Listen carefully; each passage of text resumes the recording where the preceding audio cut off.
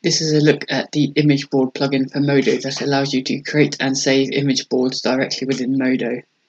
In order to find the form, you want to click on the plus arrow, go down to Application, to Custom View, and then click on the image board, and this will load it up for you.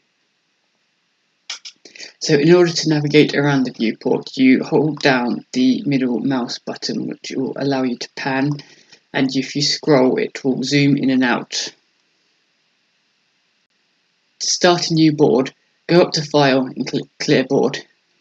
To import images onto your board, simply click Import Image and then go to the pictures that you want to add to your board. It is possible to select one or multiple pictures to add.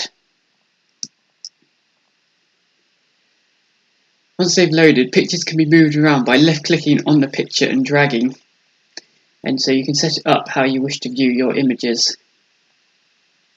If you decide you don't want an image, you can right-click on the image and click Delete, which will remove it from the board. Once you're happy with the board, you can go to File and Save the board. Once you've given it a name, and click Save. From there, it is then possible to save and load boards, depending on which project you like.